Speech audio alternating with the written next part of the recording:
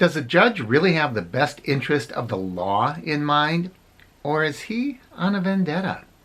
Let's talk about it.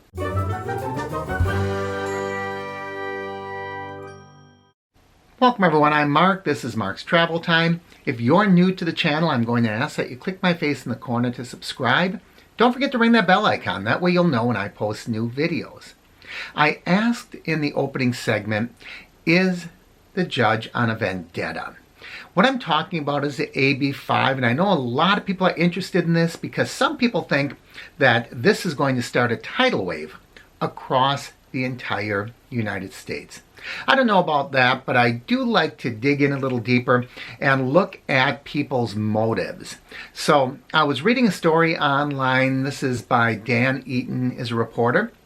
And it starts out on August 10th, San Francisco Superior Court Judge Ethan Schulman, and that's who I'm going to be talking about in this video, issued an order effectively requiring rideshare apps Uber and Lyft to reclassify drivers working through those platforms as employees. Judge Schulman rejected the company's attempts to delay the ruling on the merits, which could indefinitely postpone, quote unquote, their day of reckoning. And you will atone.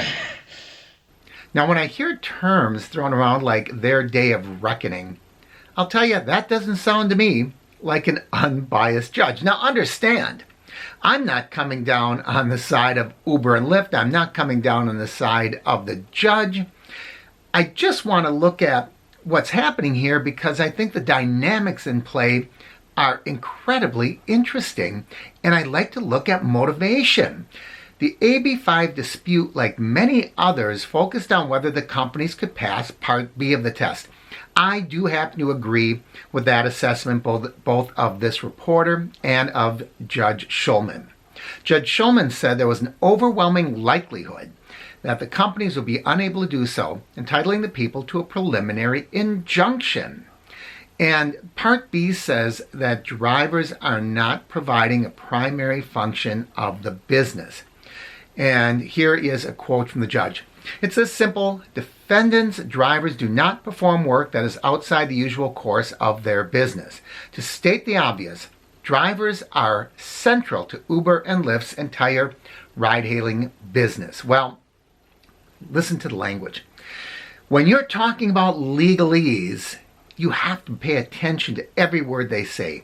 He didn't say that they're central to the entire business. He said the entire ride-hailing business. Uber and Lyft claim, well, yeah, but we do more than that. We're a technology company. We're working on flying cars. We're working on self-driving cars. We're doing a lot of things outside of ride-hailing. We even work with public transportation and, essentially being a ticket broker. And so his words, I think, are really, really important when he says the entire ride-hailing business. He's right about that, but I think he's narrowing the scope. Let's continue. If, as the people contend, defendants are currently violating state law, it is no answer to say they should be given a pass to continue to do so if they can muster their considerable financial resources and persuade voters to change the law in their favor. So he's referring to Prop 22. I think he's wrong. It absolutely is a correct thing for anybody to be able to do. Once again, I'm not defending Uber Lyft. What I'm saying is that's the way the legal system works in the United States. If you can muster enough support, whether it's because you're well-financed or whatever, you're going to be able to promote political candidates, you're going to be able to promote positions and causes, and you're going to be able to influence the electorate. That's just the way that this company works. So to say otherwise, I think, is disingenuous. But he has a statement here that I think is really significant. Anyway, said the judge, passage of the proposition would still leave the companies liable for their past violations. Wow. That is a significant statement. And before we tackle that, I would like to thank Cover.ai for their sponsorship of this video. Portable benefits for gig workers. They can provide you with things like paid sick leave, time off, 24/7 health services, and so much more. Before I accepted sponsorship, I looked into this, and one of the first review sites I came across was Trustpilot, where Cover had a 4.7 out of a 5-star rating. Looked good to me. And I think it's worth checking out. Go ahead and click my link below to get started. You can get a quote, and their programs start as low as $7 a month. Man, that's less than a meal at McDonald's. It's worth looking into. All right. So the judge said passage of the proposition would still leave the companies liable for past violation. I don't know if the average reader picks up on the significance of that. I'm going to continue on. We got a little bit more to go, and then I want to come back to that. Judge Shulman recognized the difficulty the companies would have in revamping their business model. I think this sounds a little condescending what he's about to say, but the all-time low in ridership caused by the pandemic made this perhaps, and here comes a quote, the best time, or the least worst time for the defendants to change their business practices to conform to California law without causing widespread adverse effect on their drivers. I disagree with that.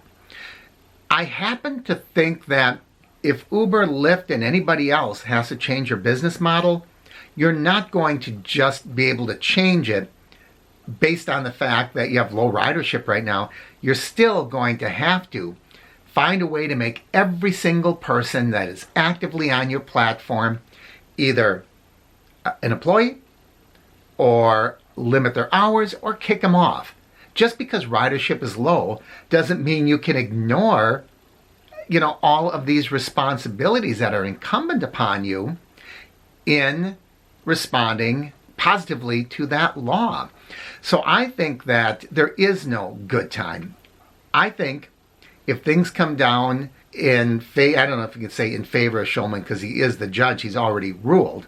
But if it works out that Uber and Lyft do have to abide by this, there is no good time.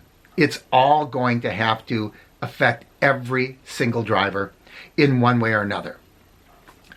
In 2019, this is really an interesting assessment. Barclays analysts estimated that reclassifying workers would cost Uber and Lyft an additional $3,625 per driver in California. That's enough to hike Uber's annual cost by more than $500 million and Lyft's by $290 million, analysts said. That's $500 million for a company that's losing money, that hasn't shown a profit yet. I wonder if that's enough to drive Uber out of business, which is why I asked the question, is the judge on a vendetta? It's not personal, Sonny. It's strictly business. Because if a company has to go out of business, or at least if they're driven out of the state, how is that going to benefit workers? How is that going to benefit drivers? Now let's go back to that previous statement that I said was so significant. Passage of the proposition would still leave the companies liable for past violations. You know what that means? That means it would be retroactive until the first of the year. Because if they determine, yes, you were supposed to be treating these drivers as employees, according to Judge Shulman, passage of the proposition would still leave the companies liable for past violations. So what he's saying, regardless of what happens, Prop 22, I don't know when it would take effect, but he's still saying, I don't care. I ruled that you are employees, and Prop 22 didn't take effect until this date, so you still have to give all your drivers their past benefits. So it's damned if you do, damned if you don't, as far as Uber and Lyft are concerned. Now, a lot of you might be saying hip hip hooray. A lot of you might be saying, oh my God, there goes my job. I'm not going to, be commenting on that in this video, but what I am going to say, it sounds to me like Judge Shulman really has it in for these companies, and he's going to get them by hook or by crook. And I wonder if when he talks about the people, and I know that's just, legalese for that's who he works for and represents and the ruling who is in favor of. I wonder if he really is doing something that will benefit the people if it drives a company out of business or out of the state. So I would be incredibly interested to hear what you have to say. Do you think this is true? Do you think passage of the proposition would still leave the companies liable for past violations? That would retroactively make all drivers, great for drivers, no doubt, great for drivers, at least in the short time, because you're going to now get past benefits. However, what about the future? Do you think that, this is really an open question, do you think the judge is being impartial, or do you think the judge has it in for some of these gig economy companies? And we keep saying Uber because Uber is the big boy, but there's a lot more at stake than just Uber and Lyft. Love to hear your comments. As always, I encourage you to like and share the videos. Leave your comments down below. Click my face in the corner to subscribe. Don't forget to ring that bell icon. That way you'll know when I post new videos. Thanks for watching, everyone. I'm Mark, and this is Mark's Travel Time.